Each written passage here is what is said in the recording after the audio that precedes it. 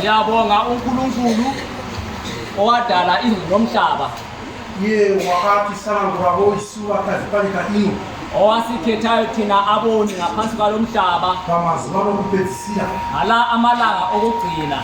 Mukuthuma kwa Paulo mwaja weAfrika. Ekuthunyweni kwenceku yenkosi uPaul mwaja weAfrika. Afrika. Mukuthi kuthuma kwa Paulo mwaja weAfrika. Ukuba ukuthunywa kwenceku yenkosi uPaul mwaja weAfrika. Kwakathi disa kule. Wasisusa ekudeni. Kuchitisweleza pendo naye. Kusisondeza duze naye. Kuthwala upendo kusingapheleli. Ukuthi sithole impilo engapheliyo. Janzi asivukunono manya kana munonoda. Kuthiwa akusuki kulo ogijimayo kumbe kulo ofunayo. Asizinova kuna mali muzikweni ngoni. Kodwa kusuka kuNkulunkulu ozwela umusa. Mutumwa Paulo mwaja weAfrika achigamushira Yesu Kristu.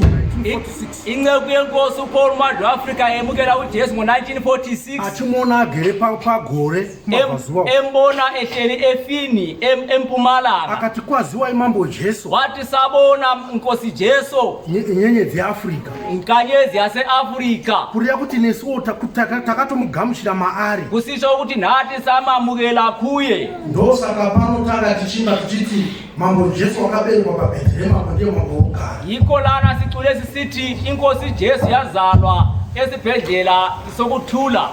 Rugare urwo Ukuthula lokho kukhulunywayo. Runonetsa kunzwisisa panyama.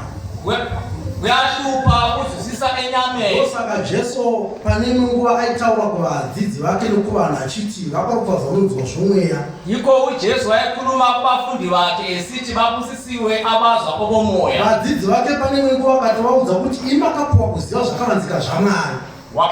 Abafundi bakhe wabatshela ukuthi mina ndanikezwa okufihlakeleyo kukaNkulunkulu. Akati nyika inoudzwa nemifananidzo. Wasesithi umhlaba utshelwa ngemfanekiso. Kuti vanzwe asi varege kunzwisisa. Ukuthi bazwe kodwa bangazwisisi. Vaone varege kutongoonesa. Babone kodwa bengabonisi. Zvimwe vakadzoka vakaponiswa. Okunye bangaphenduka basindiswe. Jesu Kristu akataura akati. uJesu Kristu wakhuluma esithi hakuna akaziva Baba. Akekho ongazi uBaba. Kunze komwanakomana. Ngaphandle kwendodana. Hapana akaziva mwanakomana. Akekho ongazi indodana. Kunze komwanakomana uyu wanenge achida kumuzarura iye. Ngaphandle kwalo indodana ofuna kumvulela yena. Ndosaka muchiona panapa mashoko omusi wa 28 February 2020. Yikho libona lana amazwi amhlaka 28 February. Haana kumbogamuchirwa navanhu vese. Azange emukelwe ngabantu bonke. Vakagamuchirwa navanhu vakanga vachitonzwa zvomweya. Emukelwa ngabantu abesizwa okomoya. Afrika. Amen. Ndosaka muchiona muri tese tiri panapa. Yikho libona sonke silana. Nokuti akagamuchira mashoko iwawo umufaro. Ngokuba samukela lawa mazwi enjabulo. Afrika. Amen.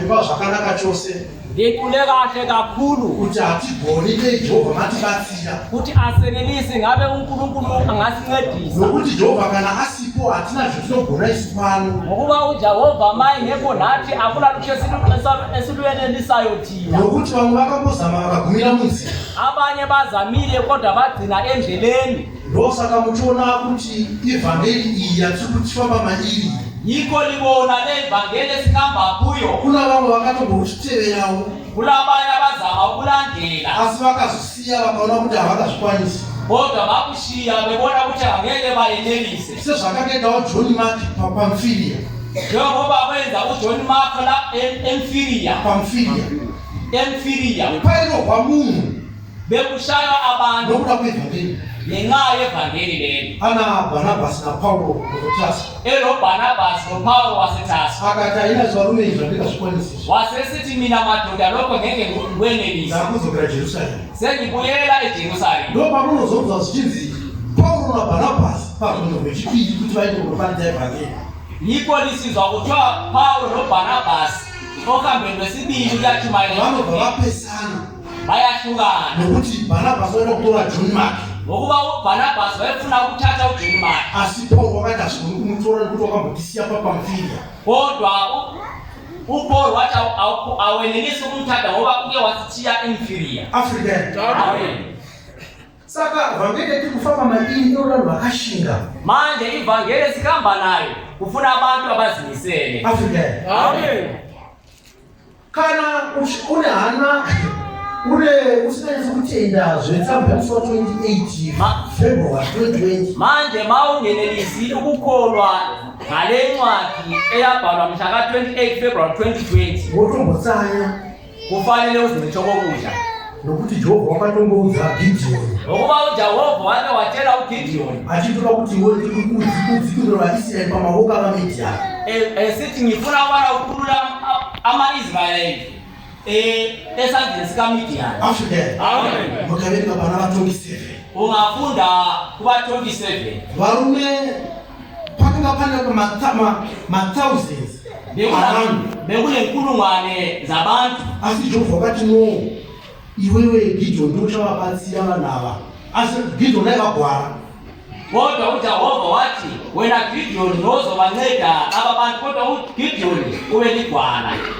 vakabva kuva kuzviuru zvavanhu basuka ezinkulungwane Jehovha akati havakaiti vakawanisa kudai nekuti vakafunga kuti ruoko rwavo runovakundisa pavaMidhiani.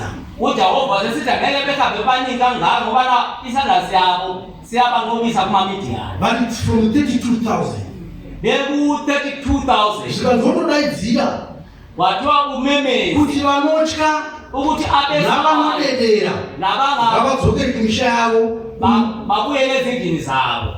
pakasara 22,000 wasala abayi-22,000. Amen. Akati hotenda navo kurwizi wasesithi uhambe nabo emfuleni nokuti vachakawanisa futi ngokuba nabo basesebaningi voona kuti vanomwa vanhu vanemvura ubone ukuthi bayaphuza amanzi. vamwe vanomwa vachiita sezvivachita zvokukasha sembwa abanye abaphuzisa okwenja vanoenda kusaidhi ravo bazoya vanomwa mvura vachipfugama vanoenda kusaidhi ravo abaphuza amanzi beguqile bazokuya esayidini nabo. pakasara 10,000 wasekusala 10,000 zvikadzi vakawandisazve wasekuthiwa baningi njalo kusvika vasara 300 vanhu 300 vanhu waze kwasala abantu abayi-300 ndo vakaenda kuhondo yavaIsraeri vakanokunda vaMidhiani yibo abaya empini yabo-Israyeli bayanqoba amaMidiyani. saka imi musambotasa zvokuti vanhu vakawanda zvakadini njalo lina lingabheki ukuthi abantu baningi kuna okungakanani. vanhu vakatenda kutsamba musi wa 28 2020 lina abantu abakholwa kule ncwadi yamhla ka-28 February 2020 Jehovha unoshandisa vanhu vashoma uJehova usebenza labantu abalutshwane kakhulu kutora guta ukuthatha idolobha. asi ndati Jehovha maratibatsire panoda vakashinga kodwa siyacela ukubana uNkulunkulu asincede ngokubana kufuneka abantu abazimiseleyo. Africa. Amen.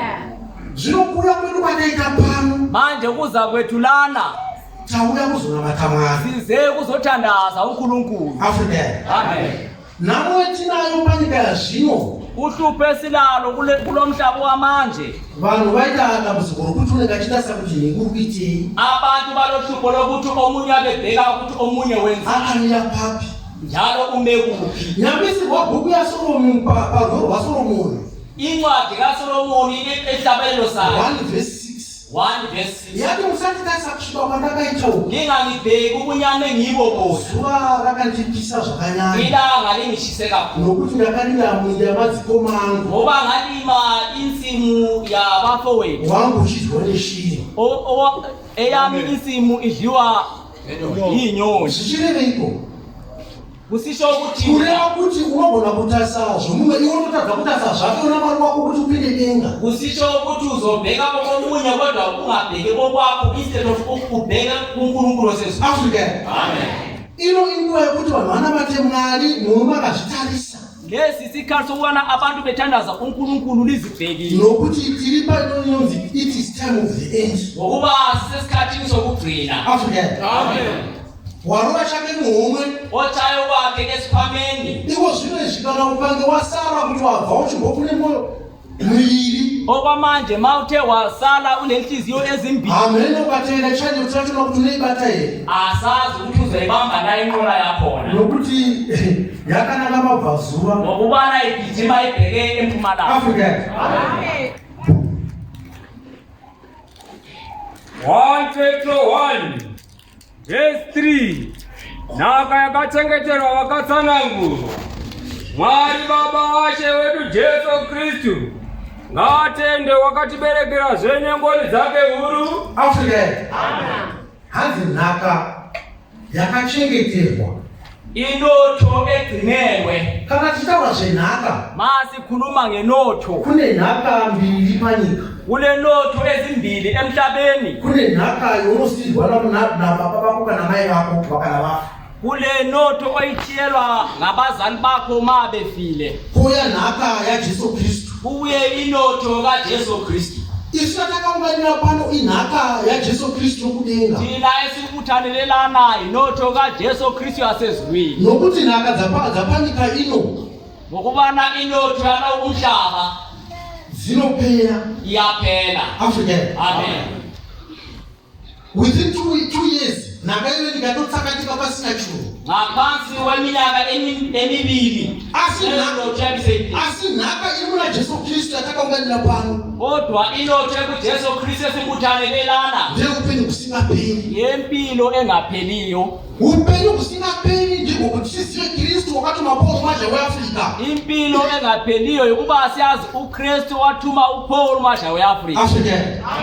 pano kana pari pasabata patapinda panapa Lana makusesabatheni lapho singene. panga pachibwa kuti vanomutenda vanganyadziswe. Yekuthulwa ukuthi abakholwayo bangeke bajabhiswe. vazhinji pane kwakungoimba chete kuti havatombozvinzwisi kuti zvinhu chiriri. Abaningi bayacula kuphela ngoba bazwisisa ukuthi kucula kuya kuphi. Africa.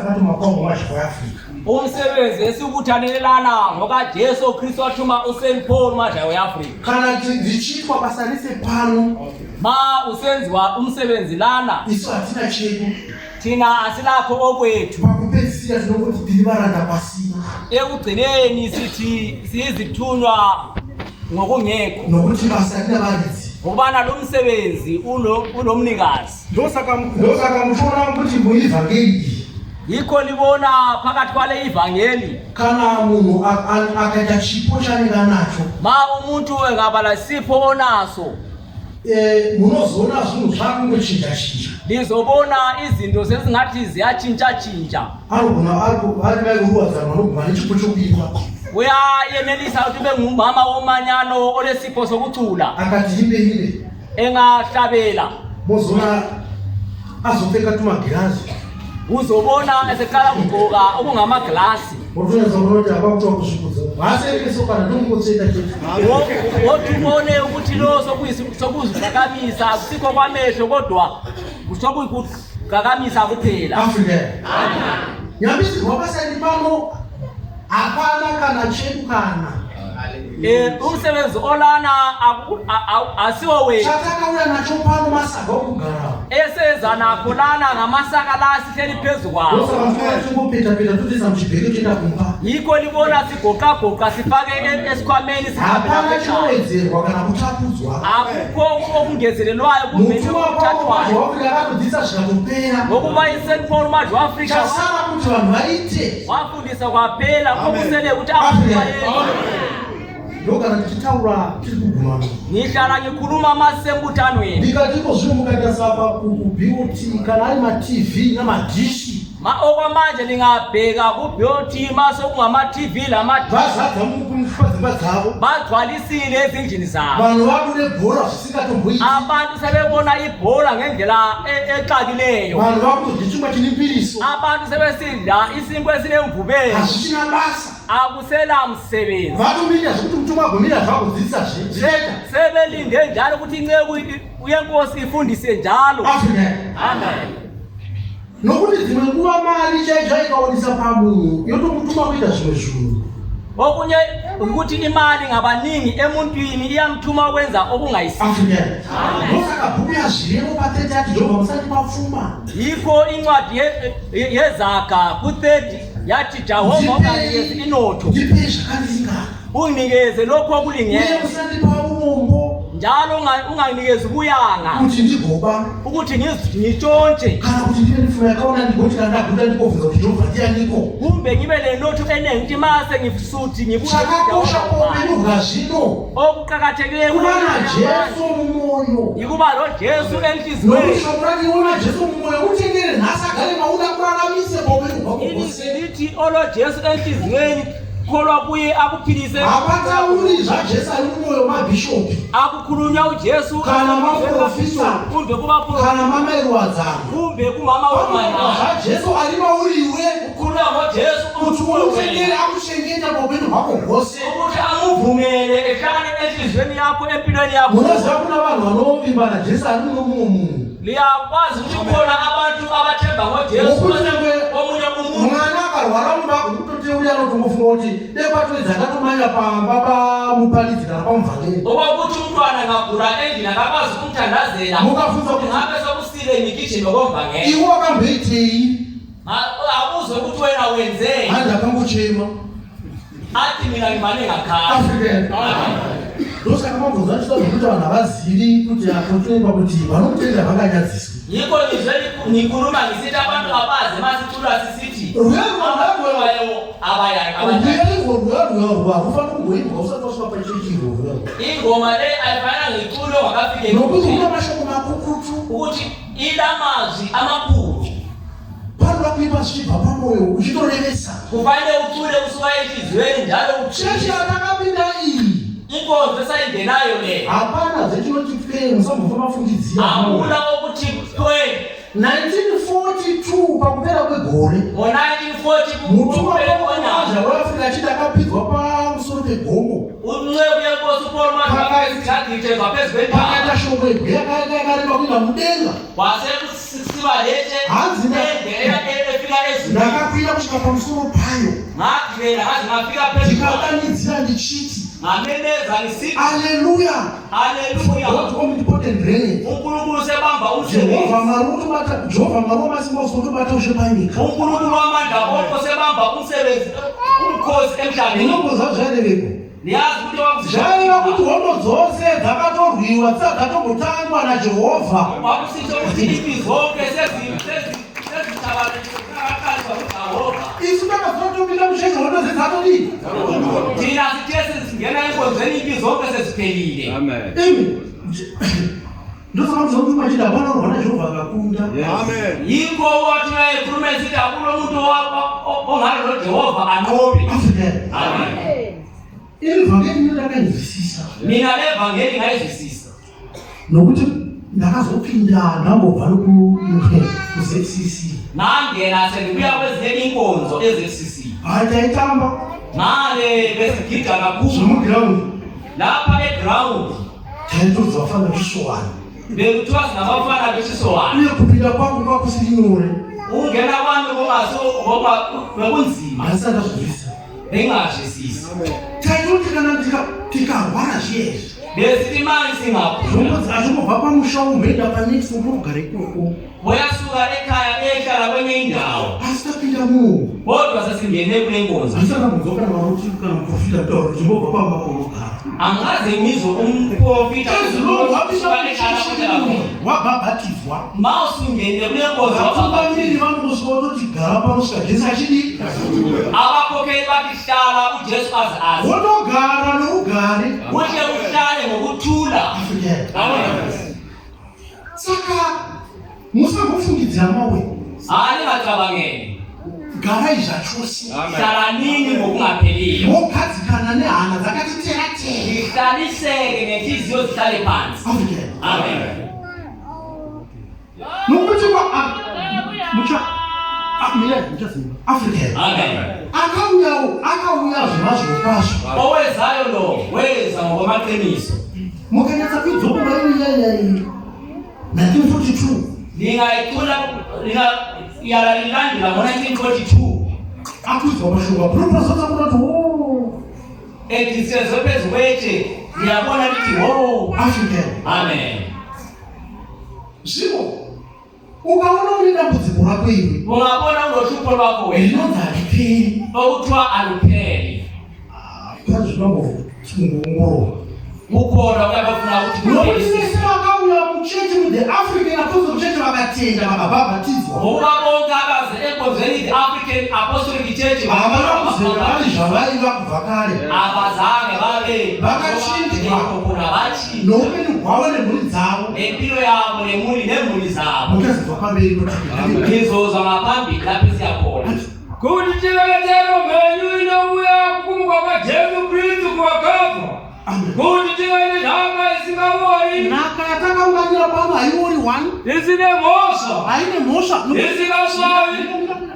nhaka yatakagarira pano haine mhosva. ino tesitailelata aidacala Dzimwe nhaka dzatakasirwa nemadzibaba edu vakatofa dzimwe dzachona vakanga vatoba vakakanodzwa vakauraya vanhu. ino tesaichiyelwa ngabazali bethu ngesinye isikhathi vatonda kumbe vabulala vanhu. African. Amen. Nyamba dzimwe nokuda vakatoromba kumbe vathwala ngayo vakazosiya vanawo basebechiyela vanhu valifa iwo besidla lelo lifa asi dzine mhosva ine mhosva nhaka iyoyo kodwa lelo lifa linecala haina mhosva Isingasvavi, haishani. yambakachengetererwa kudenga. Imi munorindirwa nesimba raMwari nokutenda. Kuti mupiwe ruponeso rwakagara rwakagadzirirwa. Kuti muriratidzwe nenguva yokupedzisira. Iyo yamunofarira zvikuru kunyangwe zvinhu kana zvichafanira muchichemedzwa nguva duku nemidzo mizhinji. African. Nhaka yakachengeterwa vasanangurwa vaMwari ilifa eligcinelwe abakhethiweyo bakaNkulunkulu vakatenda kuna Jesu. abakholwa kuJesu. Hanzi nhaka yachona iri kudenga. Ilifa lakhona Jesu wakati ndinoenda kuenda kudenga kunokugadzireko kugara. uJesu wathi ngiya ezulwini uyalungisela okuhlala. Haana kuti kana ndaenda kudenga kugoterera. Azange asho mase ngisezulwini. Wakati ndichadzoka ndokutorayo. Wathi ngizophenduka ngizolithatha. Usakanzwira kuti kana munhu akagumbuka zviye. Yiko ndingabona umuntu engacasuka. Anzi haindotomwa mushonga ini ndofa. Uyathi mina sembuza umuthi Ndofa patuzona muya achitofuta kana kutoto. Yiko lo muntu ezopoka. Nokuti wada kuteera kudenga kwaakadzira Jesu ndichadzoka nokudini. Ngokubana ufuna ukulandela lapho uJesu wathi ngizobuya ngizolithatha.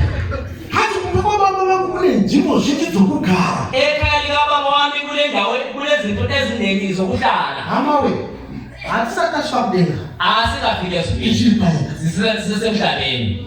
Namba yatina ndekuti kana munhu akanga aita zvimari muhuro. Udubo esinalo ukuthi umuntu engaba nemali esikhwameni lana. Akavaka 8-room house. Kumbe engayakha indlu yakhe i-8 rooms. Amasofa chini. Afaka amasofa nami nani. Kodwa unosototo kudenga. Wese bona sengasesezulwini. Asati tasvika kana. Asikafike Kana eswini. tasvikapo hakune mamashon house. Mase sifike lana kulezindlu enje. Ngotaura kugumana kwedu ndikati unoramba ndachita dzambe kuchicha ndatadzambe kuchichira ndashaya kusiya pamba. Ngakhuluma embutaneni wami ngisithi uyabona umuntu lesehleko kuya enkonzweni esithi ngiyehlule ukuchiya umuzi wami. Apa paka 1 room. Khona lapho indlu eyi-1. Munhu kwanika mbhedha nekasitofu kwa Uyabe kunombheda nesitovu i-1 plate. zvinhu zvapanyika hazvina basa. Izinto zasemhlabeni akuna msebenzi. Patirifuna kuendesa kudenga. Lapho sifuna ukuyakhona thina kusezulwini. Kwazinapono mazvakudenga namaita kutsungirira kuda kwaMwari mwana waHebrew 10:6. Kuthiwa nguPaul Mwari wafika mali iqinisile ukuthumela kukaBaba. Hanzi muchanditenda. Ngizongipholwa. Sokutenda mudzidzisi. Ngizathi siyakubonga Wakaita basi mthulwa. Wayenza umsebenzi. Une Eliya. Wona Une u-Eliya. Abraham. Wona u-Abraham. Une Isaac. Wona u-Isaka. Amen. Amen. Panyika. Muchaimba mwe. Ndizokupisa nguva dzavanhu. Muchaimba. Bhuku yokutumwa kwomuranda waMwari Paulo muAfrica. Chikamu chokutanga chitsauko 4 page 21. Ivhangeri yaJesu inotanga nokuparidza kwake 1941 to 1942. Mufundisi awati vanomira kwazvo kuti ndinodzidzisa kuchikoro chikuru kwaGwenda Mission kusera kutambura zvakadai. Africa. Amen. Nokuti mutumwa Paulo mwazi waAfrica akanga apedza chikoro wausiyake udzidzisi. Ngokubanikira kuyenkosi uPaul Mwari waAfrica ubeqedile esikolo yenkosi yakhe yokufundisa nokuporesa. Wasethula ukuyachumayela nokusilisa. Africa. Amen. Akatseko pachikoro paGweshi. Wabekwa esikolweni okuthiwa kuseKhishi. Chikoro chakanga chakafa kare. Isikolo sasesifile. Africa. Amen. Akapastorina imbengu yokuti yake chaigara papasi. Kwakungekho indlu yokuhlala. Nokuti azoitakira mukati mokuda kwenguva. Sikalele phakathi ngenxa yesikhathi. Kusera kutambura kudai. Yes. Ndokuburuka ndichizitorera makavi nouswa. Ndokubira zve ndichipirira. Ndokuburuka zve kuvavarira chaizvo. Ndichapuma kudaro. Ndiri pamusoro pekamba aka. Mashoko okudenga andakanga ndadzidza. Nomusoro akakurumidza kuuya pamwoyo wangu.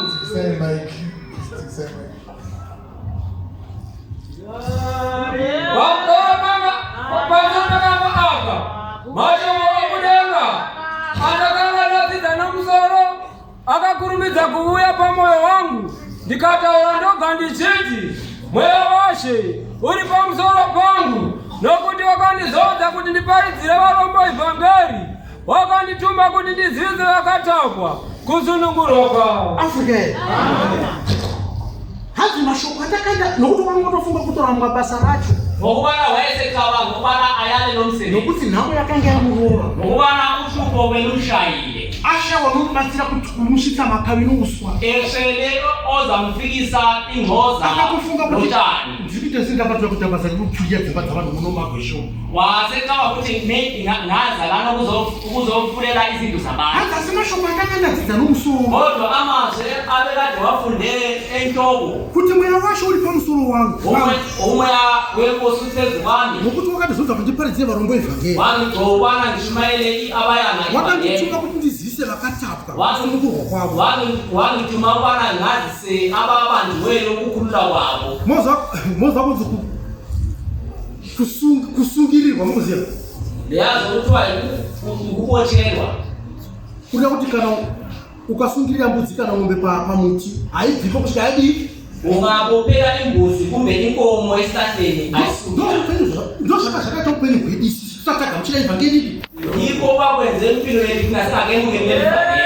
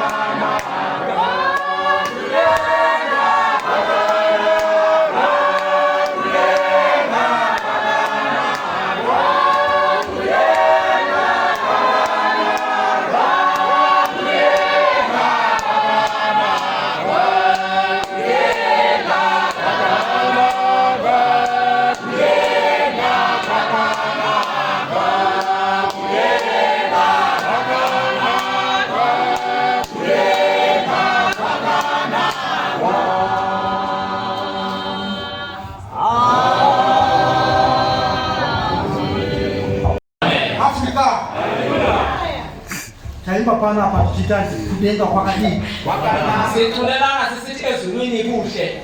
kana Jesu achizonekwa tichafanana nani Mau Jesu ebonakala sizofana naye.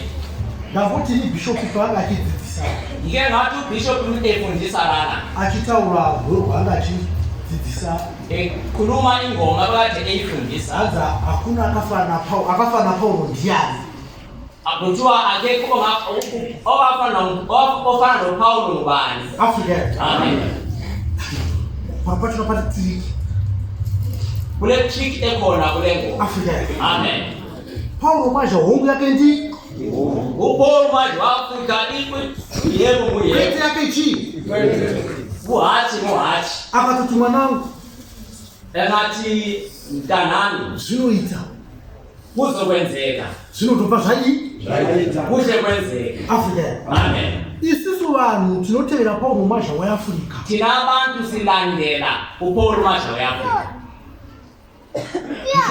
aibva bishop kusema asati abuda akamboti pane nguva zvakuti munhu unonetsa Owake waba kuBishop Kusema anotaura zvasingaiti wathi umuntu uyahlupha uyakhuluma ongakwenziyo. hanzi unobva unenge uchiwa nenzara kwazvo Wena yakunendlala kakhulu. unototi shamwari ndokumbirawo mafuta zvonzi auye utoone mangwana Athi ngicela amafutha kuzisithi uze ngithathe kusasa. wotosvika ipapo zvonzi wozotofota shamwari ndasvika papo kuri bhanzi handipo shamwari Watufika endlini yakuthi akufone umuze sithi anikho mngani. asi akati huya udi Kodwa wayethe woza uthathe kusasa. Paulo maja weAfrica mutumwa pane nguva anotaura kuti vanangu handisi munhu Paulo manje weAfrika kwezinye isikhathi uyakhuluma ethi ndikadai ndisikagaika kumweni ngabe ngihleli phakathi kwenu. ndikadai ndichigara mumakomo Fanele kube ngihlala ezigabeni. ndikasasi ndakazozvividzisa kuti no ndofana kugara pedo navo Ngase ngizehlisa ukuthi ngihlale nani ndivakwezve vave pedyo ukuthi ngilidonse ndosakamutoa kutanga asakambopandidza evhangeri ngoba mani bona kuqala ngakatshumayela aiozikana evangeli nokutenge nzungu nechibage kwagowero wayesaziwa ngokuthenga amazambane ngombila eBuwera. akatanga chibageyai kusvika unaosa kuti kwamazha kuti uchinondotengesa chibage nenzungu itakwani Abantu baze bajayela ukuthi lapho kuthengiswa khona amapinatsi lelombila kwamasha. akazomona kuti gare akati aiwa hazvo zvandakalinda izvi Wathi mwana Jesu wathi esehlala isikhathi engasisiloba isikho ngakuphunyelwayo kodwa ngathi ngiyamutsho. vanopazoti baba Abantu bathe bayaphaphama zvokutengesa chibage zvinenzungu zvaita kuzvi ukudayisa umbila namapinatsi kwendindano. iyo gwataimba hamene pachigere iri kuimba kondinetsa hanzi Paulo emushambeni uya hanzi ndofamili achinyengetedza chii unoona turi yacho uPaulo uhambe emhlabeni encengisisa abantu bonke. wainyengetedza vanhu kuvaisa pedyo naye Wayencengisisa abantu bebafaka duze naye kuti kana yasvika nguva yacho ukuthi mase sifikile isikhathi sakho tichazoziva kuti ndiani sizakwazi ukubana ungubani. panapa patangamira panapa tikasumuka panapa Ngoba simelana masingasukuma lana tikaenda takadaiwa singahamba kanje tinodzoka futi pake siyabuyela. asi pamazvaokulanza takana mabhazuva tikasvika kwakagumenyika isu tikakusvesa uPaul manje weAfrika yakuti akahambe eMpumalanga afika okucina khona umhlaba thina singakufika na. Afrika Amen. hanzi takapinda kudenga ndikaona dzimba dzese mambono panyika ino Uthi mina ngangena ezulwini ngabona izindlu ezinhle engazange ngizibone kulo mhlaba. Afrika Amen. isu takatobva kwagutuko Thina sasuka koGutu takakurira uko lapho esakhulela khona. tikapinda mumasvingo tikati hauti nzitoupenyu izvo Sangena emasvingo sasithi ayiyo tabva yimpilo. masvingo tikazouya kujobheki tikakaoni izvi Sasuka emasvingo sazedhobheki sakubonike. Amen. asi iye anondika ndisati ndaona dzimba dzakanaka kudaka tisigarakuona kupi Kodwa yena uthi angaze ngibone izindlu ezinhle ukwedlula lezi engazibona ezulwini. kuti tisvike pana Paulo maja weAfrica Ukuthi sifike encekwini yenkosi uPaul manje weAfrika. zvinonetsa Akuyahlupha kakhulu. iye ndiye anotibatsira Yena nosicedayo. sezvaka nokuti akasatotibatsira isuku hatina kutinoenda Engayeki kusinceda thina akuna lapho siya. pakavamira panapa Lapho endinokhona la. handitozivi kuti ndichisumuka pana kundobva ndichifamba kubva pana handisi ndichafunza gumbo nditiro kutanga Ngoba ngimelanda ngazi kusikumisa lokunyawo. izvezvi handitozivi kuti yatakaniti manje anadukasa asi anoziva kodwa yena uyazi. Amen. akazobodza muno vamwe mai negore watshela omunye umama komunye umnyaka vaita nawo benze inkani. ndikati mwanangu Wathi mntanami, inini ndinoona zviri mukati momba kwako. wathi mntanami mina ngiyabona kuphakathi kwamathumbu akho. Saka usaita nawo Akho ungaphikisani nami. Amen. Paulo manje wafika utakaunganira panapa. Upaulo manje wayafika esimbuthanele lana. Kana tikagamuchira vhangeri yake masingemukela ivhangeli yake tikafamba naye singahamba naye tichimubatsira mubasa rekusikwa kwaAfrica church simuncedisa emsebenzini wokudala kutha kweAfrica le tinopinda siyangena kunyika yamabhaso elizweni lase ndobasa ratinawo yiwo umsebenzi esinawo kubatsira Paulo manje wini ukuncedisa uPaulo manje weAfrica ngati pana atina kana chedu kana lapha ngithe asinakho kwethu la nokuti munhu ndakazongoti mwezigoro unoza utungamiri chakuzvakwa hapana chakaoma seutungamiri akukho kunzima njengobukhokheli munoziva niyazi lokho uri kumba kwako uri mumba uri machina nokuti ufunga chazvakasara mwari kuti usendlini yakho engutsheni zakho ukaonauchinjwe wakutungamira usati waita wakuita basa racho Amen. nokuti basa iri kai wanzi warwara unofanira kundomununa ngokuba nomsebenzi ogulayo fanele mbona ane dambudziko rinofana kuti dambudziko rigadziswe kuti ripere ave zvakanaka olohlupho fanele lulungiswe ukuthi ave kube kuhle ndinoponozuza mwe chitochemera kuti nendinoda kuva mutungamiri uzozwa omunye mina mfuna uba umkhokheli pakaoma omile la bishopi pali papa ubishop lapha khona hatovati nokufunga province yake yakautengeni anayo ucabanga iprovince yakhe anoda kuti kutuma Paulo mazvaufika azvite zvakadini ukubana ufuna kuti akunikeze wainele kumncede zvikare zvakufamba zvakanaka tese panapa zvinobvunzwa kunani kunge kuhamba kahle kuyabuzwa kuye kubishop amen panapa tiripo panapa munhu mumwe ari pabasa rake akapidzira muchechi silana omunye nomunye usemsebenzini wakhe tichivaka muviri wani isisakha chine moyo mui nokufunga kui nokucabanga munye rudo rwakuchiparudzwa nabishop panapa ndati apa bishop wakutaura utando tokatothunyera kubishop baba izvi rudo rwavazhinji zvichatonhora utando luzokupona kwamanene wakatotonhora solupholile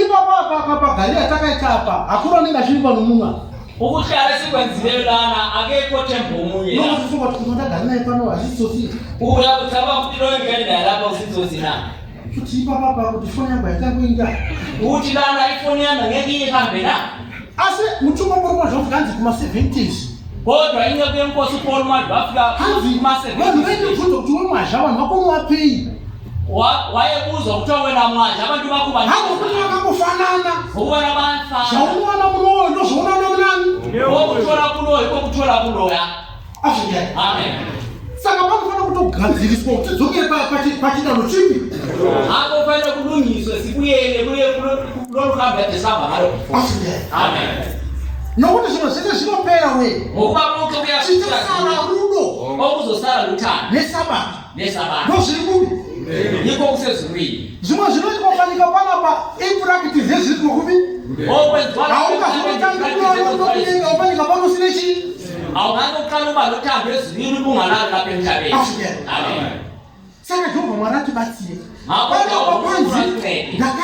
ndakazofunga mashoko andakadzidza nomusoro kuti kusungura vakasungwa munyimangu vanhu vanosungwa nasatani africa makambona takati zvakaita kuvakomana vechidiko kuvafana vancane ngale vamwe vanodzikana vakunoshiteforia vayana kana kumadoro abanye vagcina vesiya bemugwayi kumbe unotanga uchitengerwa mahara ukala uthengelwa mahala kuzaenda kunomwa wani hamkuzeyiwani notofunga zvokana zvakadii nyambisirwa wada kusungirira vafuna ukukubophela vokutengera hanzi king's gate bekutengele i-king's gate gate ramambo ukusukaba kuti i-king's gate masita atona chete efodono hanzi pacific amagama efotashwaya usicabanga ukuthi nyaka bakona ukuthi wayijaira ngoba bakusiya kusungile wena ungabona ukuthi usujwayele lokugwaye bashiye Afrika ndo bakazuya manje kusungula akatsitsilirwa uPaul manje waAfrika uyawaza bakasiya kusungulirwa ukukhulula abachiyabe botshelwe bazukini mweya washe uri pamusoro pangu ndokuti wakandizodza kuti ndiparidzire varombo ivhangeri wakandituma kuti ndizivise vakati avo kusunungura kwavo namabovu kuti vaonezve ndiregedze vakatsimbirwa kuregedza vakatsimbirwa nokuzivisa gore rakanaka rasho upenyu hwairarama vanhu impilo abantu vasakagamuchira vhangeri yapauro manje afrika yakatonakisa nekaeke mupeni ivhangeri yokuchina vapauro manje veafrika afrika amen mukaverenga papati 2 yokuti wapauro manje afrika ndingafunda kupati 2 yokuchina vaSt Paul manje anotaura kuti vakanga vauya nezvikumbiro zvavo yakhuluma isiti ababenze nezicelo zabo magore chirasauta entabeni yasechirasauta zati takakwira gomo sagibela leyo ntaba ndokuvanyengeterera zavatandazela vakanga vasina vanhu ababengalabantwana hanzi asi vakadzokera kumisha yavo vane mufaro nemutariro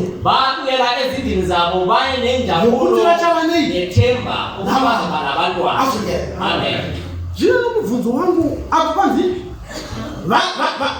takabuka gomo vakaenda kumisha yavo bayeta intaba baya emizini yabo vane tariro yokuti vachava nei vanethemba ukuthi bazoba nabantwana saka nomubvunzo wangu ndivanapa ndokudai manje umbuzo wami olanawo wokuthi munhu unobva achiti bva zvidapinda muchiiawanika netenesi uyazwa umuntu esithi lokhe ngangena enkonzweni ndinedambudziko rendinaro ngilohlupho enginalo khonabe yasene-10 years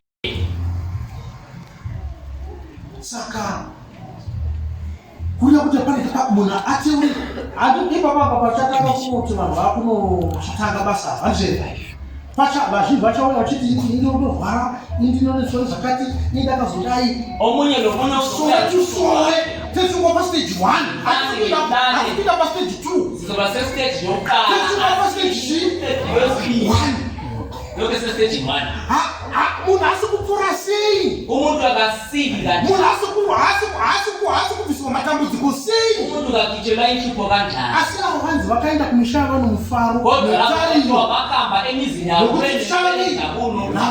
nosvika vanavo vakavaita abantwana labo babenza vana mushipe omushipe nanamutsha nabo Austin mutsha vakapedzerwa mai vakitelwa inhlupho chakaita kuti vapedzerwa matambudziko vachiuya pano vachienda mberi kunoteurirwa besiya phambili vakanga vano kutenda netariro yekuti vachabatsirwa najehovha kuti bazoncedwa mujehovha saka isusu vanhu vakaramba vachingouya uku ngakho thina abantu bangayaloke besizanabo ise zvokuti kana munhu akauya chasara ankusumana anobva kana zvaita mwana utenda pai vachizha inzoko yenkosi iyakhuluma ithi ma kwenzakele uyevumana vatomuzwa pasowerini uthandaze iminhlanu practically futhi sowe next month kwenzakale iminhlanu next month wodzoka zotiti ndine zvinhu zvinondifamba munezinto ezingihambayo munhu mangu makazodai mukadai esiswini sami kunje unogona uchikuteurirwa unokuhlala kuthandazela into yodwa